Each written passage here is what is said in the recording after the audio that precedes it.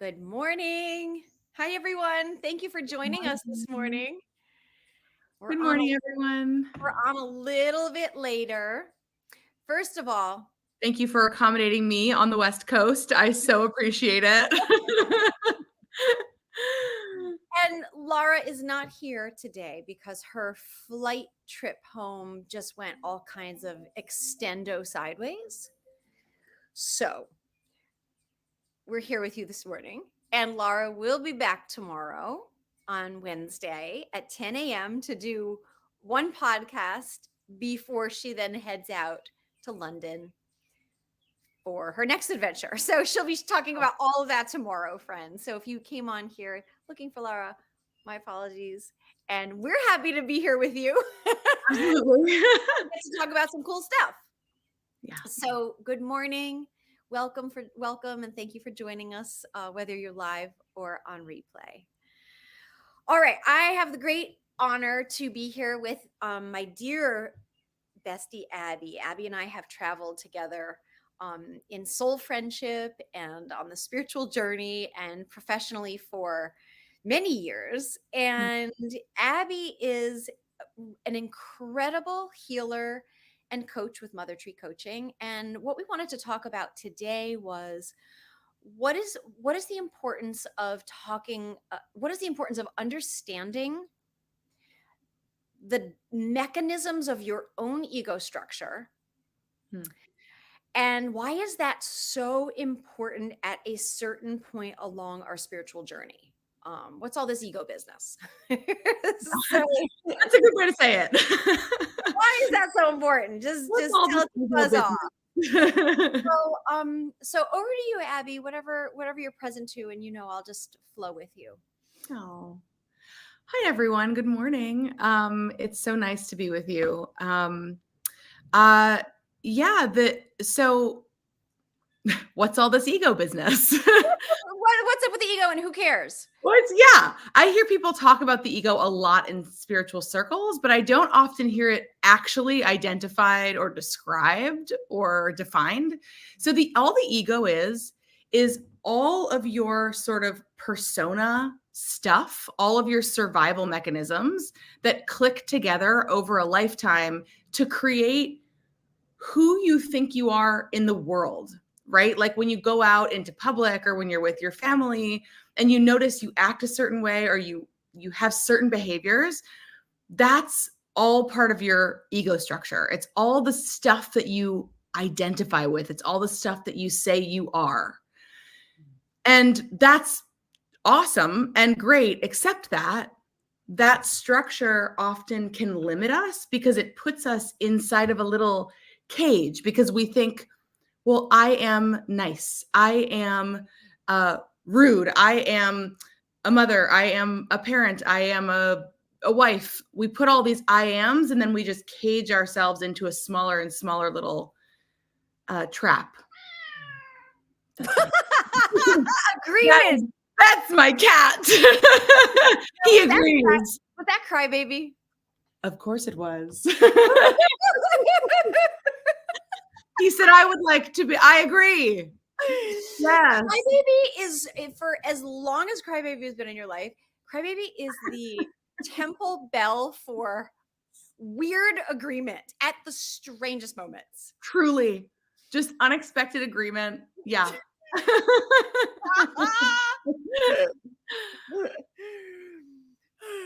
And so I think we hear a lot about the ego, like kill the ego or the ego's bad. The ego is not bad.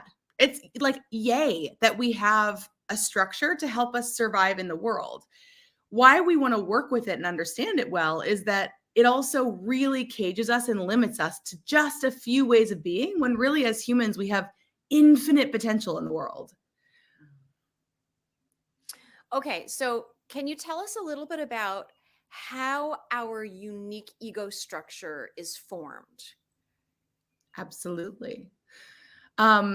Listen, friends, I know that this isn't like the most fun conversation ever in the world. I stand solid that it is a sexy topic. Thank you. I think this is the best topic. Okay, and sell it to us. Like, Who Yeah. cares? Ego. What, Boring. Yeah. uh, Ew. Get off my screen. I know. I'm like, how do I talk about this and make it fun? Do I put on like a hat and do like, symbols and do like, ooh, ego?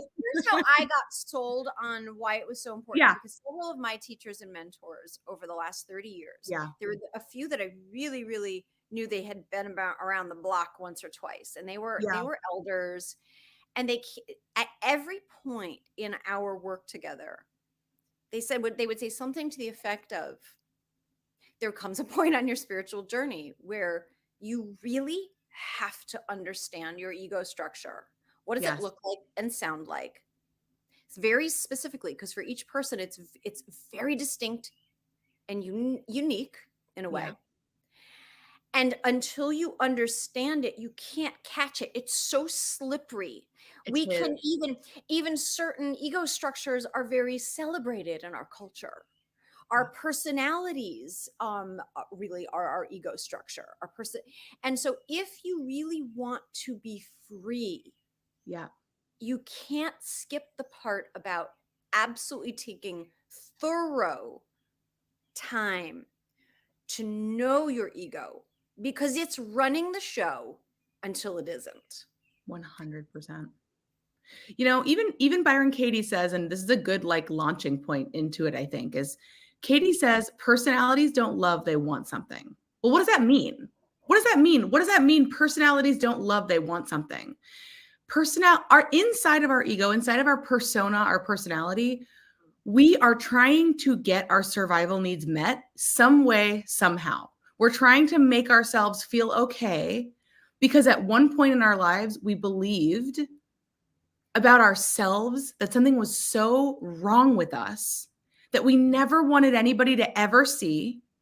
Oh my God, God forbid another human being know that I'm truly this horrible, which is something we all believe in some way, shape, or form. So we just try to cover it up. So if we're loving someone from our ego or from our personality structure, we are simply trying to get our own needs met to the best of our ability. We are not fully present, connected with someone from that persona space. So if we want to experience the fullness of love and connection and potential in this world, in this life, if we want to experience our full self, soul expressed into this world, we have to look at our ego. Our ego is created only in moments of survival, only. It is not created in moments of like bliss and joy and, oh my God, I think this is who I really am. And oh my God, I think this is what I want to do with my life because I'm so inspired. That's not when the ego is created. It's created in a moment of stress. We believe something flawed about ourselves, and then we figure out how to survive it. So why is this important? Especially for those of us who do a lot of healing work or who are in the spiritual world. For me, until I worked with my ego, I was building all of my spiritual study on top of my ego. I was doing it well. I was doing it nicely. I was doing it right, which meant I wasn't being authentic in my life until I worked with my ego and could get underneath those parts that felt like I had to do it nicely or well for people, so that I could really start to experience my healing at a deep embodied level, not just on top of trying to do spirituality right, which is normal and happens. Like maybe you can relate to that a little bit. It's something that happens when you're like, I think this is how I'm supposed to meditate, right? I think I'm supposed to do yoga in the morning. I think that makes me like I think that will, we keep building it on top until we know who we really are and what really feels right in our soul system. Sorry, I muted because the FedEx murderer had pulled in. Oh, yes. Okay. Yeah, no, this is amazing. This is why I love ego work. And Yeah, and and please it's stop me if I'm not making sense or if I'm veering. Like, no, you're solidly making sense. okay, good, Um, good. and I think other synonyms for ego work could be shadow work, right? Shadow Maybe work. that's a sexier way to approach it. Yeah, shadow work, um, even like anything you hear about attachment theory comes from the ego. Anything you hear about survival mechanisms or coping strategies comes from the ego. All of that language that we hear in the mainstream is all rooted in our ego structure. It's just different language for it. mhm. um, let's talk a little bit about, well, two directions. So, in any order, can you speak a little bit more about how every single one of us, it's kind of like the I think Rumi coined the phrase the open secret. Like we're all walking around like thinking everybody else is okay. Yes. But yet we're like, oh, they all look like and they all look like they have it together. So what I think about myself, others in the world, like I don't want to expose that. Through my experience, the ego's biggest fear is exposure. Yes. Because it can feel so deeply either disempowering or humiliating, right? That's the and along with that, when you have an ego attack, and you sometimes you'll get immediate sensations in your body, heat or contracting, right? What I love about how you work with your students and clients is you really help them to feel into immediately when the ego is running the show. And Yes. it is because this ego structure has been developed by the time we are solidly 15 at the latest. Yeah.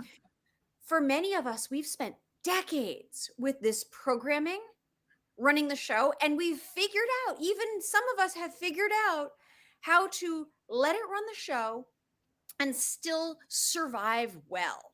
Yeah. And, Oh, and for sure. And the spiritual path is Yeah. not about doing survival really, really, really well. It's about getting free. Yes. And to get free, a well-oiled structure has to be understood, seen, and dismantled so Yeah. that now you can experience yourself without that bad programming running the show. And it was designed to keep us very, very safe. So can you talk a little bit about when we are unaware of our Oh, ego structure, yes. how the ego is unconscious and destructive? What does that mean? Like, because it just is, friends, and maybe you can share some examples of what does the unconscious, automatic, destructive ego look like? And secret, like field notes, friends, it happens in our relationships. It doesn't happen when we're alone, isolated, or that's not where it comes out. It comes out when we're with others. In the world. Yeah, totally. And certain situations of life might trigger it depending on what your survival mechanisms are, but inevitably that still will go back to a relational moment. Mm. So, this is such a good question, and I'll use an example. I'll just make it really like concrete, right? Let's say I'll use a personal example because it helps. So I am in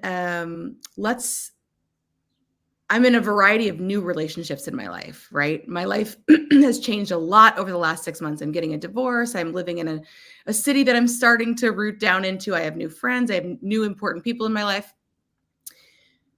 One of my ego mechanisms, what happens is when we are young, when we are children at specific developmental ages, something will happen. So just something in life would happen. It could be some big moment, some really big triggering moment that you can remember. It might be something incredibly small. Truly, it might be something quite small. So something happens, it hits us like, ooh, that feels weird. And instead of, it sort of just passing us by, like that was a weird moment, we say, something is wrong with me that this happened. What happened? What did I do? What's wrong with me that this would happen in my life? So for me at age 12, I something happened. I believed I'm unworthy. and it lives in my system, because it's, if you can really get it, folks, it's not just like, oh, I'm unworthy. No, these belief systems are insidious. They are living. We believe them so fully that it's who we are. I am unworthy. I am unworthy to exist, right? Some of you might have like, I'm unlovable, I'm not good enough. Those things, when we put them into language, they sound like, oh, whatever, I'm not good enough. But Like when everyone they, kind of has that. yeah, oh, whatever, everybody kind of has that. But like when it lives in your system and you actually believe that somewhere, even if in your mind you're like, oh no, I'm probably worthy, it doesn't matter. When that's living, rooted in your system, and it's the core of what you're doing, and then because you believe it so deeply, we put a survival on top of it. We put a way to survive the world on top of that. So for me, I believed I was unworthy, and I stuck on top of that. Okay, well, I'll be helpful so that people don't see that I'm not worthy. I'll help people so that they love me. If I help people, then they'll love me, right? That's a vicious cycle. It's a vicious cycle because you're exhausting yourself, and many people in the healing world have similar types of mechanisms. It's like, oh my God, I'll just run and caretake other people so that I never have to feel that I'm unworthy. But there's an exhaustion point, and you can never change someone else's experience. So inevitably, when that doesn't work, you'll click right back into I'm unworthy. So if I'm running around the world trying to help people because I'm trying to cover up the fact that I'm unworthy, that belief system is running my life whether I see it or not, right? You can tell when you get just fatigued and exhausted and you can't do enough to feel okay. That's mine. Everybody has different ones, right? So if that's running my life, if being unworthy is running my life, then I'm still building my spiritual practices on top of trying to run after not being unworthy. When we in this work get to the core of where that comes from and we dismantle it, we actually dismantle it from the root. We don't need to survive it anymore because we know it's not true. It might still get triggered. That's normal. Like, it's a lifetime of practice, but we know it's not true about us. And that takes work and practice and embodying that understanding. Did I answer your question? I forgot what your question was. I went on the. So, Okay. so how do you, and that's the magic of this work one-on-one. Maybe you could talk a little bit about the process that you guide people through, because by the end of the process with you, this disentangling the ego work or the shadow work, where the grace that your clients get to feel is, whoa, those structures that were created, that programming from 6 and 10ish and 15ish, there are 3 defining moments that Abby walks you through, and you find, oh, this is where this part of my ego structure was actually, that's the genesis of it. This was the moment. This is what I made it mean about myself or others or the world. This is how I try to cover it up and hide it and act this way. You will see and feel, oh my God, this isn't true. And it's going to keep coming up. It will still show up. It's not like, oh, yay, you're like all better. Yeah, you However, fixed it. So how do you help? How do your clients get to work consciously with it when it still arises after awareness has occurred?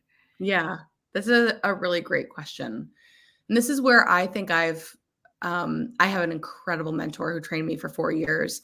And I have added sort of another element to my own work on top of what she has taught me.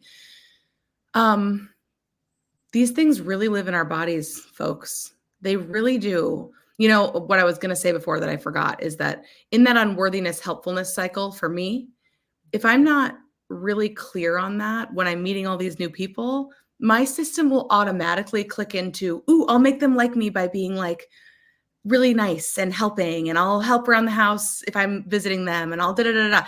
And then I don't get to be my full self, be authentic, and be connected to them. I'm not present and connected because I'm on automatic, unconsciously trying to survive the perceived threat of them not liking me. So if all of that is not existing, then I get to be fully and authentically connected with a new person. And guess what? It might actually feel uncomfortable, but I'm there. I'm there, really me, not just me trying to like look and be good enough for somebody, worthy for somebody, but my full self gets to be there, whatever that is. And I think this is why so much of the nervous system regulation and body work and somatic practices are so essential, because so Yes. long as our nervous system is not regulated, we can only operate from these ego structures. We don't have a chance of, if the nervous system has tension in it, which for so many people we do, we can't even address what you're describing. So as No. long as we have to really learn about how to regulate our nervous systems, how to come back to that calm inside. And there may be many people here that actually don't yet know what that feels like. I know I spent so many years, I spent probably decades with such an unregulated nervous system. I had no idea that that's what was so. It was just how I feel. And I wasn't even walking around saying, "Oh man, I feel really Baseline. tense. I feel No, really it's just the like, baseline. oh my gosh." It's just, you just get used to it, sort of. Yeah. So I had no idea I had no clue what a regulated nervous system felt like until it got regulated. That is so true. And that is why we call it the unconscious automatic ego, because it's unconscious. We don't know. Like, we don't know that that's what's happening. And so you asked, like, what happens in these sessions? How do you keep working with it? Well, in the first, in the first sessions, in the first process of disentangling the ego, of working with the ego, of we're doing this type of, we can also call it shadow work. We will find those very specific moments. And just like I shared with you, I believed I was unworthy, so I became helpful. We will find your exact patterning, right? Like, at this age, this happened. I felt these emotions. I believed this about myself, and I survived by doing this. It's very linear. It's very logical. Once you do that process and you understand it, we then, for me in my work, we bring that process into the body. What does it feel like when I believe I'm unworthy? What does my body feel like when I'm living in the truth, quote unquote, because I think it's the truth, that I'm unworthy? What does that feel like? What happens in my body, in my system? What am I doing in my environment? If any of you are procrastinators, hi, I'm a huge procrastinator. But I discovered recently why I do that is because I'm dysregulated in my ego. And if I'm doing that, I can't get past my freeze response. I can't. So until I re-regulate and find out where in my ego I'm stuck, I can't move forward. Have you ever been like, oh my God, I'm procrastinating and I just can't get myself to do the next thing? I have that. For me, that's a freeze response inside of my ego. So until we get rooted in our bodies and learn how to flip into the actual truth of who we are and get aligned with ourselves again, we can't create that peace in our lives. We can't understand what it is that's got us, like, it's a stuck gear. It's like, it wants to go, but it can't, until you understand that mechanism and more deeply understand what that survival mechanism is doing in your body. Once we get those gears turning and we're like, oh, wait, oh, okay, wait, no, I'm not threatened right now. I'm just meeting a new person. Oh, that makes sense. That feels scary because I think I'm unworthy. But wait, no. Oh, I don't have to be a certain way. Okay, I can go into the world and meet this new person and feel kind of uncomfortable and see what that's like. I'm safe in my body. that process is so empowering. It's so empowering. And by the way, this is true for everybody. And especially I think if you are female bodied, there's an added layer of feeling like you're not allowed to have that power in the world. And that is such an important process to like disentangle in your system, to feel like your full self in the world.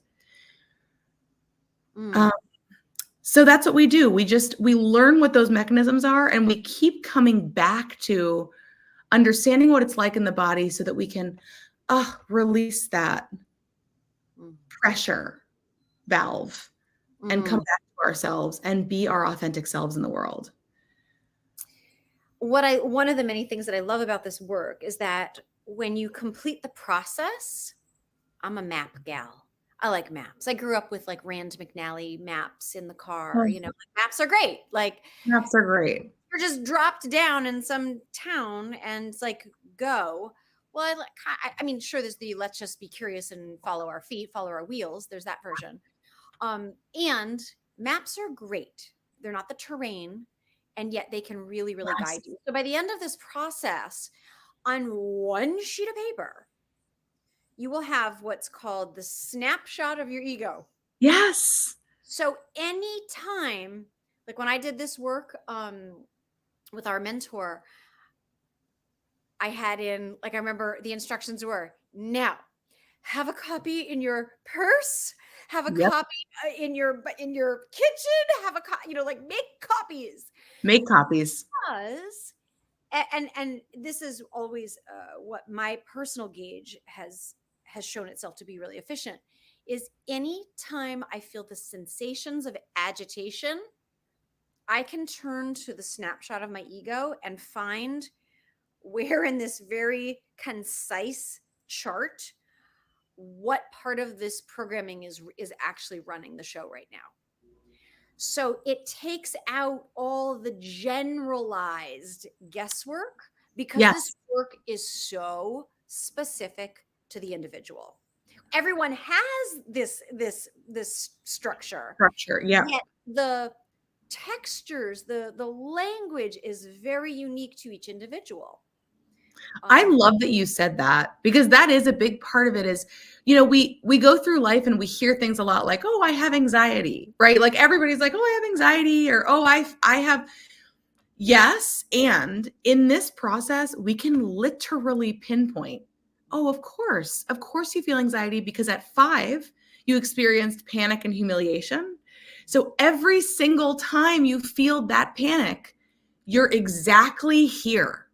And that's a very on the map, right? That's a very powerful thing to be able to do because all of a sudden now you have a very specific pathway instead of like, "Oh no, I have anxiety and like I guess I'll just try to meditate and do yoga and take a walk and eat the right foods and I don't know what's going on." Suddenly now you have a very specific window. "Oh, I'm 5.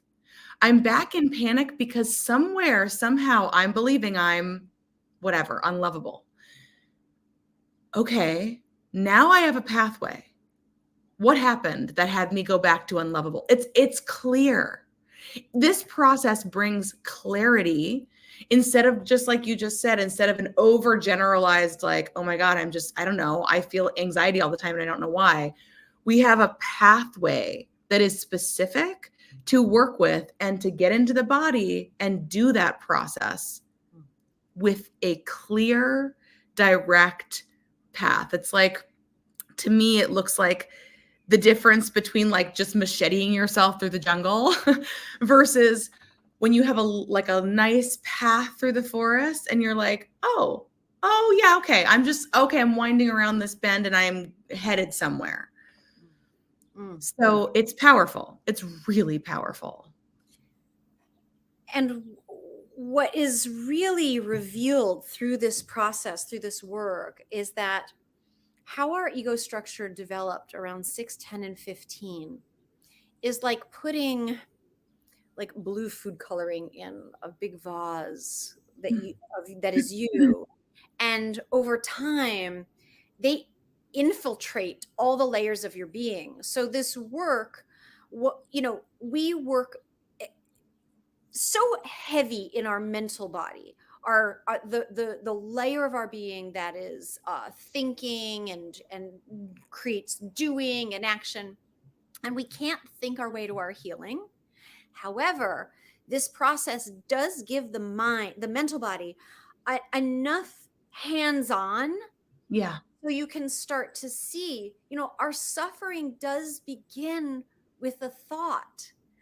I don't, maybe at 6 years old, the moment that you believed you were flawed was, maybe you got left out of something. Maybe you have siblings and mom accidentally like doesn't put you in the car, and somebody says, "Oh, we always forget, Mom," like, I don't know. But in that moment, just because it happened in that exact moment, maybe the planets, Raina could say, "Oh yeah, because Jupiter was," Yeah. Totally. like that moment you decide, holy shit, I don't matter. I don't matter. Totally. And it's a horrifying moment. Not because the circumstances were so traumatic, it's just when your ego structure began to Yes. solidify. So Yes. when so our this work does allow the mental body to participate in the healing and to like reverse Yes. engineer, because the moment you believe presently, I don't matter, and you may not even hear the thought because No. it's so permeated in all the layers of your being, it's Yes. just there that it now infiltrates the emotional body. And when you think I don't matter, you'll feel. Now here's where our Ayurveda is really cool. If you're a Pitta-y person and you think you don't matter, you may be Yes. like, the F. Yep. Maybe you've developed a personality structure that's very fighty. Another constitution is going to think I don't matter, and they're going to shrink back and get quiet. So just be like, three people could experience I don't matter and it look vastly different, and they may compensate with vastly different ways of being. And the moment we have the thought I don't matter, and it's often unconscious at this point because we've lived with it our whole life, we then have the emotion that arises, Yeah. which then automatically, this all happens in a nanosecond, creates the Yeah. corresponding felt sensations where? In the body. Body. All of it's happening in the body. Your whole life is an internal experience, right? Yes. So we're going boom, thought, emotion, feeling, vibration. Yep. And we think and we feel and we do, and then we act. And we Yes. are on a repetitive hamster wheel. Yes. Think, feel, do, think, feel, do, all day long, surviving.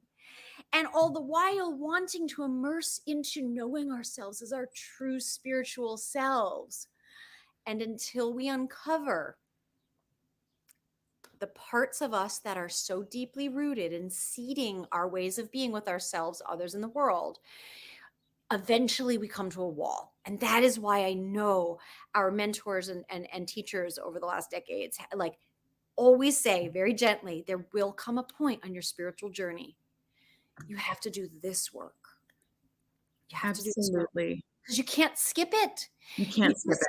can't. You can't get to know Yeah. what you really are, whether you like the language of, you can't know yourself as your soul.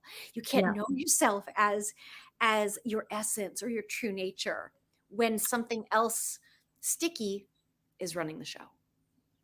Absolutely. Absolutely agree. Can you see Christina, comments? Yeah. Oh, good. yeah, this is a great question. I'm going to read it out loud just in Yeah. case everyone Please can't do. see it. Please do. Christina says, is there something we can do as parents to navigate our children through the process of their ego structure forming? So I'm going to speak to this, and then I'm going to let Daniela speak to this. I do not have children, but I have talked with a lot of folks through this question, and Daniela could definitely speak to it from her own experience. So we can never stop the ego structure from forming. We cannot. It is what happens here.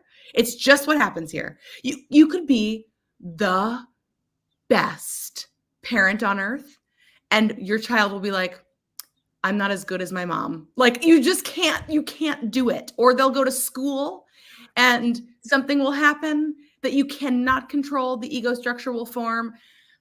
You just can't. They You don't get that cannot. there's a birthday party at school and there's 18 children and mom thought 17, someone doesn't get the cupcake. It's your kid. Fully. It's just It's now that game. simple. You You can't can't, predict when the event will happen, and you can't cannot. control for what they make it mean internally. No. But you will notice as a parent, especially if you're really like observant and attentive with your child, you will notice when a structure begins because you'll notice just their personality will change a little. Like something will shift and there's a way of being that shifts, and I've gotten to watch this with my friends' kids and my cousins' children. It's really interesting. So all there is to do, I think, truly as a parent, and again, I'll let Daniela speak to this from her own experience, is like love your child and give them language. Help them understand with language what's happening. Describe emotions with your child. Oh, feeling this in the body. Oh, you can help your child regulate their nervous system, and you can understand your ego structure and regulate your own nervous system so that they see how you do it. They learn through watching you do that with yourself and do this process with yourself. And you can do it out loud with your children, with yourself, so that they learn what that looks like. Honestly, I think that's all there is to do because you can't stop this process from happening. And Boop, I'm sure you have many more things to say about that. No, I'm on the same page. The only way I think we can really help our children to understand the nature of being spiritual beings having human experiences at Earth School is by doing this work ourselves, connecting with learning to regulate our nervous systems as parents. That's essential because otherwise we're going to be reactive with our children. Mm. And our ego structure is going to run the show as a parent. So that said, if you have this map of your ego that you have at the end of this, it's a 10-week process. What you then can do is moments during the day when you're with your children or in the evening, the moment you feel agitated, and not the big, as Raina says, not the big boomer agitations, right? Because sometimes when we have big boomers, a lot of our ego structure is going to run the show until we unpack it a bit. And that's sometimes where we can overshare with our children. This isn't what I'm saying. Oh, yeah. So find those little mini moments where your ego has taken the helm just enough that you're like, you see it driving the car and you're there in the passenger seat, and thankfully you're not going like 70 and a 30, right? Maybe you're just maybe 70 to 30. maybe you're just doing 48 and a 45. So you've caught it in time before too much damage can happen. And you want to, in a rather matter of fact, straightforward, or perhaps even with a little amusement, be like, oh, Jesus, Bob, hang on. I'm going to pause for a second because I'm just having a little ego attack here. You know, that tendency that I have, which is to control, control, control. And right now my body is feeling really prickly, which tells me pause. So just give me a minute. Let me breathe into my body because I really want to control this situation. And I have learned that's not useful, right? So that's the language that, to the best of my ability, I invite parents to share with their children. And I've raised mainly my second in that way, you know, and I really can see it in him. Like we taught him pause, ask, listen when he was very young because we demonstrated it out loud. Like, okay, with simple things. Should I have chicken or chickpeas? Okay, hang on. Let me just turn inward, bring my gaze inward, just kind of pause, ask which would be the most nourishing for me today, and then listen to that inner guidance, the voice of the friend. And so he learned that. If I tried to teach him that simple way of connecting to inner guidance as a concept, yeah, right.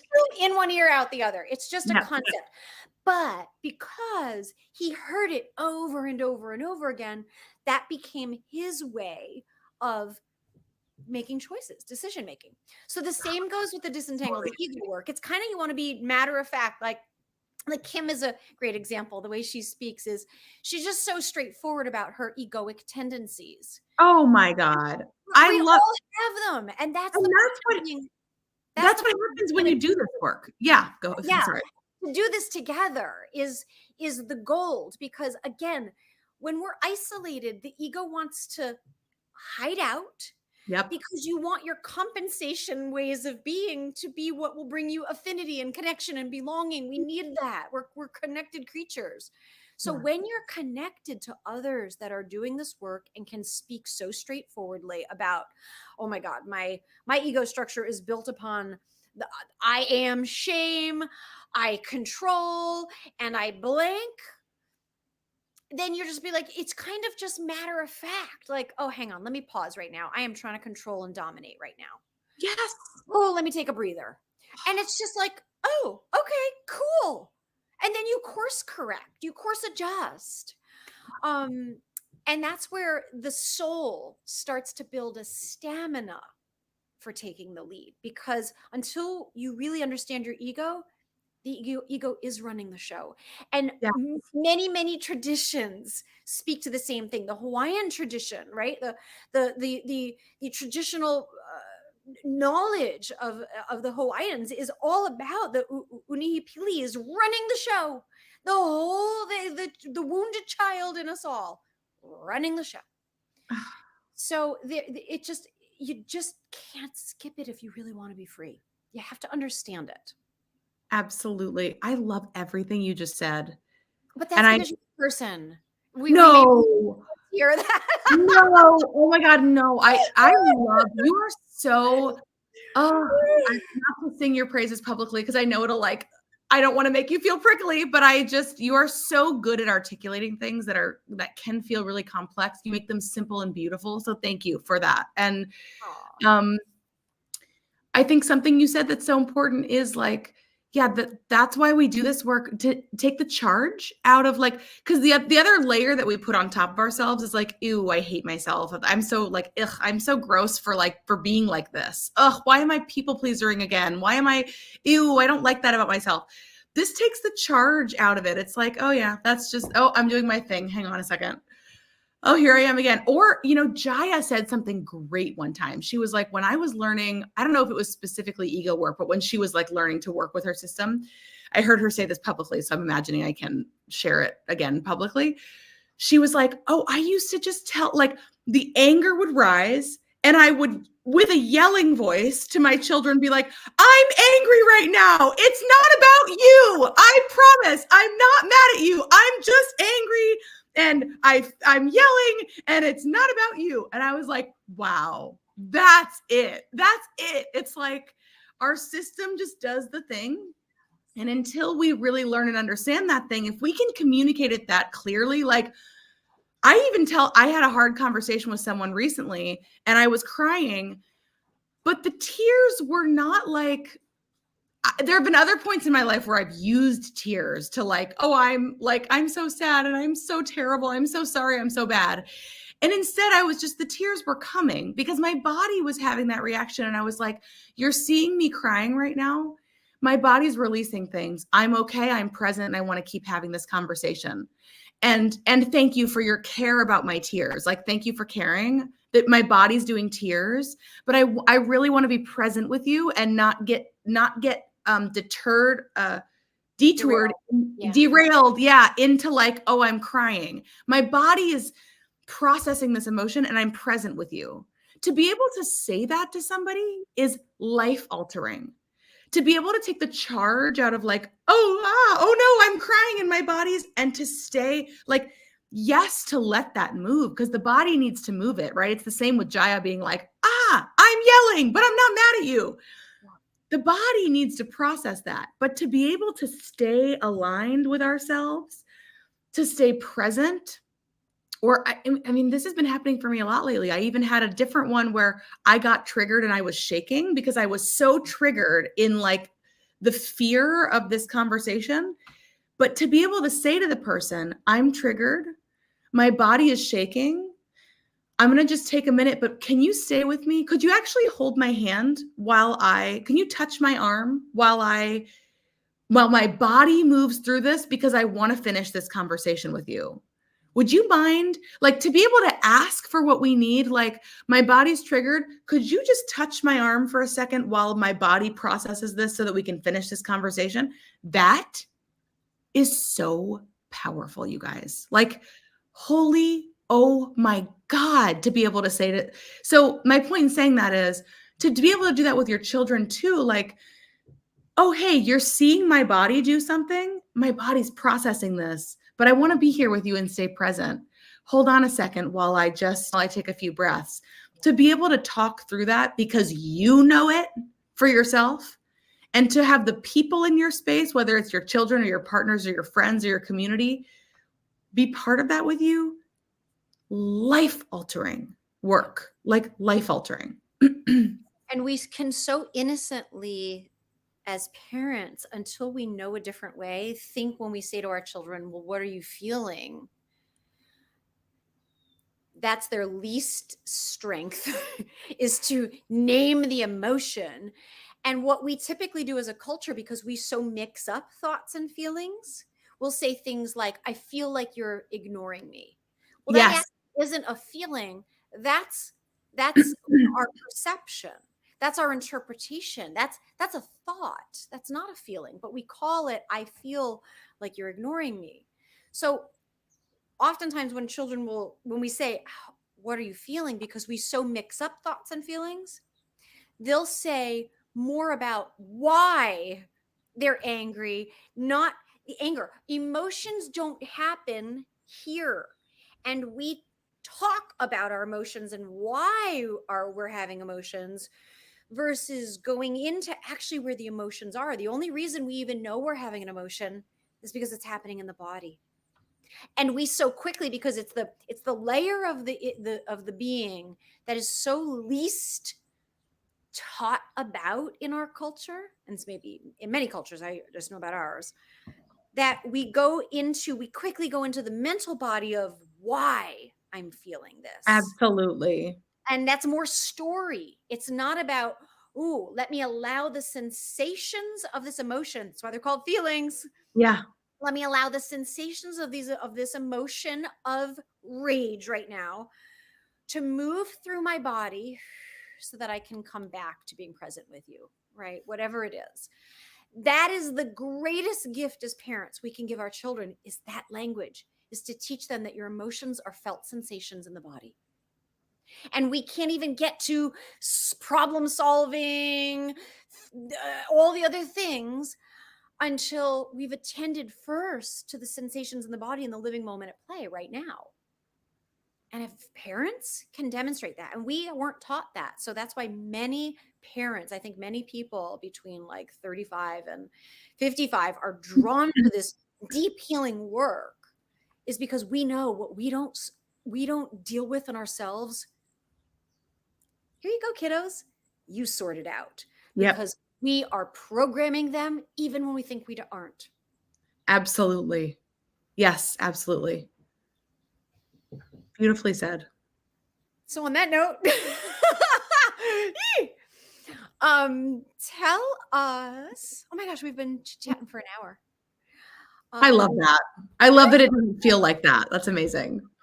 I know. Okay, so if someone is interested in exploring this process, Christina, thank you so much for Yeah, asking questions. Like you're sweet like questions. your kiddos chose you really wisely.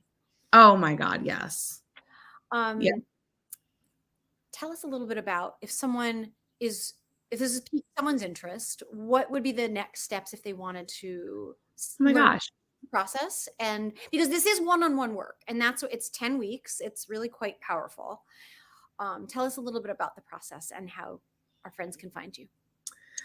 Well, you can find me at mothertreecoaching.com. And if you're interested, we can just set up a call. There's a couple of, book a call buttons on my page. You're very welcome to book a consultation call with me. We can chat with each other and see if we're a good fit.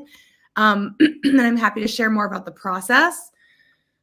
And Karen, thanks for this is like a great example, right? Karen shared in the chat about that this brought up a couple of memories for her. This process looks like really like writing down all of those memories that arise at different ages. And together it's like we go through the file cabinet of your life and we're like, oh, 2 years old. Okay, let's dive into this one. Let's see what's going on. Oh, okay. Oh, 5 years old. Okay, let's dive into this one. We do that process together to find those exact, and I mean exact, those exact moments where this ego structure gets put together so that you have a place to go back to. It's similar to like when you hear about inner child work. It's a similar feeling because we're going right back to that moment to find out exactly how that survival mechanism got put together. So if this is intriguing to you and you feel a pull to it, which I find with this kind of work, it shows up like a little pull. It's just like, wait, I'm interested in that. Because the ego believes that it needs to survive this world. And rightfully so, that's what it's built for. It is built to survive this world. Thank God. Thank you, ego. Oh my God. Thank you for getting me here.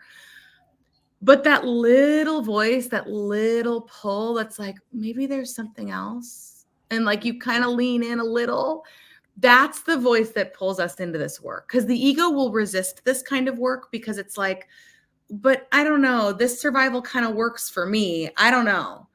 But if you feel that pull, I think it's important to lean into it because that to me for me, it was my soul saying, there's a lot more than this, honey. Like there's so much more, my love. You can break out of this little trap that you have around your life. There's so much more potential. And there's so much more to you. There's so much more to you. So much more. Yeah. So if you feel that pull, I encourage you to at least just come chat together because it isn't the kind of work that like the top of your mind will be like, woohoo, probably, unless you've done a lot of work and you're like, ooh, that's my next. I loved it, but it was because my ego, my 6-year-old story was so horrible. Yes. Yeah. And I have the I don't matter story because I don't like mine. Yeah, exactly. Exactly. It's just so permeating. Oh, hey, I think we have talked about how challenging the automatic unconscious ego is, which is destructive. And how is it destructive? Well, destructive in the simplest way is that you're limited. That's destructive to yourself. It is. It's not a free environment. I've got some pretty pictures in my prison cell. Yes, that's right. And let's talk a little bit about what you get to experience yourself as. Oh my God, duh. Ugh. Right? Like we've talked about the bad news bears a lot, which is like, let's talk about the good news bears for a moment.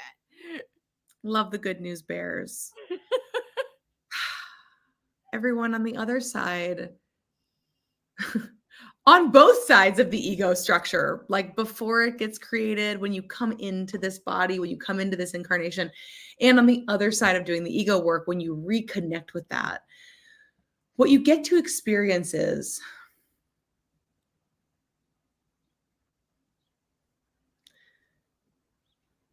there's literally not great language for it because it's so powerful and so profound. You might be able to feel it if you're like, you've been with us in this call. There's this expansion into who you really, really are. Like imagine yourself. If you've seen pictures of yourself as a child, you've seen it in your face. The fullness of everything is possible. The fullness of everything that you are and that is possible when you incarnate on this planet. There is like everythingness before we cage ourselves into these limited spaces. We get to reconnect with that with this work. Because when we disentangle those moments, when we dismantle those moments, what are we left with? Well, all that there is that's left is who we really are, who we came in as. And what we get to do with that is infinite. We're no longer trapped in our little hallway of here's what my prison cell with pretty pictures. We now have this vast expanse of possibility, and we get to experience the full range of who we are in this world. And that is so empowering and so beautiful and so rooted in a deep sense of love and expression. And you It's get our to feel yourself as that. Like many of us know the phrases, I am yeah. love, I am light, I am luminous radiance, I am energy, I am. And the $1,000,000 question to ask yourself is, and do you feel yourself as that? Do you experience it in your life? Is that how you experience you in your life? That doesn't mean there won't be challenges. That doesn't mean there isn't pain. That doesn't mean there isn't suffering. And we are always a stand for let's not be in unnecessary suffering. Right? There's Absolutely. there's there's pain, there's suffering, and then there's unnecessary suffering. So this tackles the unnecessary suffering, and that's the result of what you don't know about you. This kind of work allows you to navigate your life differently, right? Like my life Oh, in the past 6 months, yeah, has changed. Every single thing that was comfortable in my life is gone, right? mm, I'm getting a divorce. I have moved. mm, My work has changed. mm. Every single comfortable place I had, It's unrecognizable in your. everything in my life is unrecognizable. And we think that sometimes we think we want those changes, and I did. I chose those changes. But when your life changes so much, your ego does get scared. There is a threat in joy sometimes for the ego because it's not used to that. And what I have discovered is it's not that, oh my God, this has definitely been challenging. I've had so much grief in the past 6 months, and I think you have too. We've been navigating a lot of Ugh, change, transition, grief, loss. ugh. However, what this work gives you access to is allowing all of that to exist while staying rooted in who you are. And it's not that, like, I have days, multiple days at a time, where there's a lot of grief arising. But I used to get really stuck in my sadness, and I used to think that that was like depression, right? I was like, oh, I'm depressed because I would get stuck in my ego inside my sadness. Now I get these big waves of grief when they hit, but I can let them move through my whole system and still experience the range of joy during this big transitional time. And that is a really powerful way to navigate through life. Mm. And I don't think it's accessible until you do this kind of work. My experience of you is that you are really getting to experience yourself so authentically, and it's truthful. It's just truthful.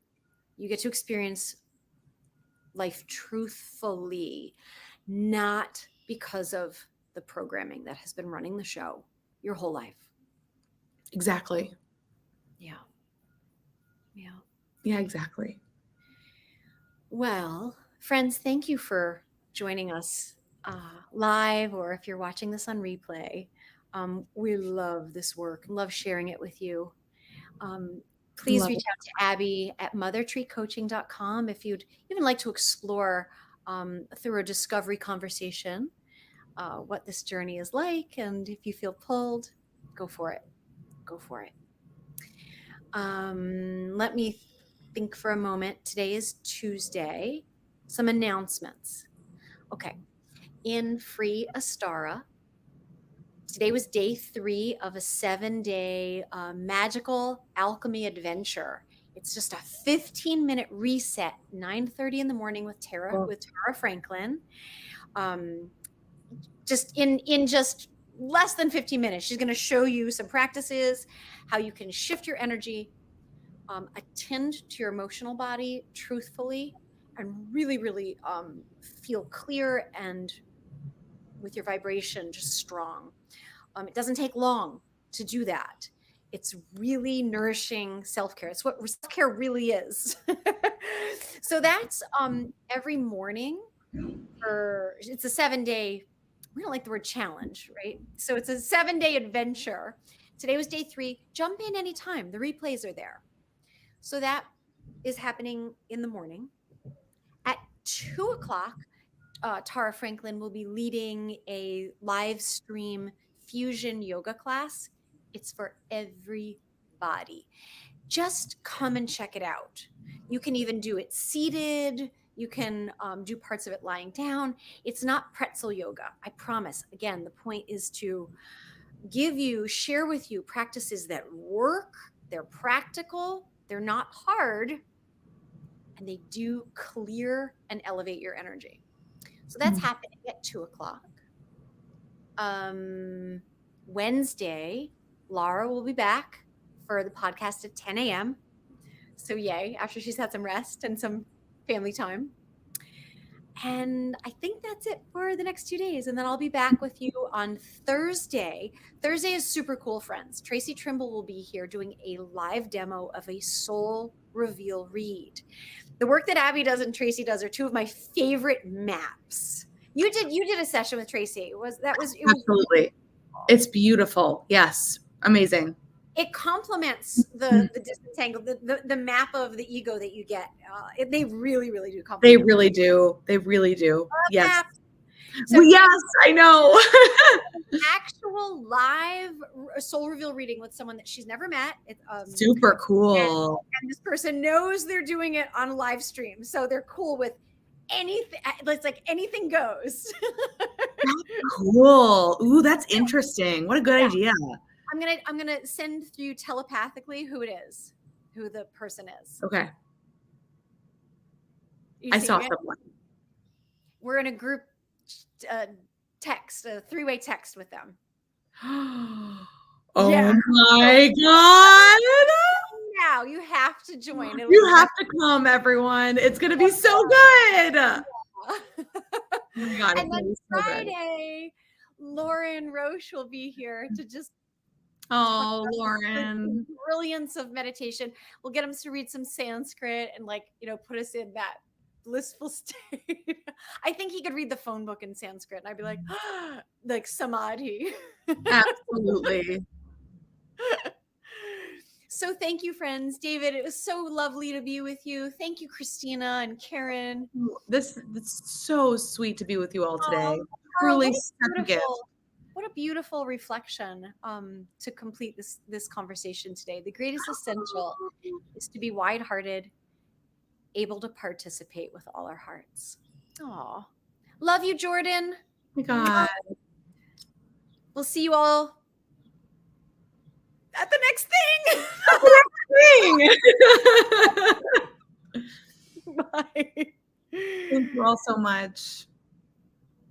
Thanks, Ashley.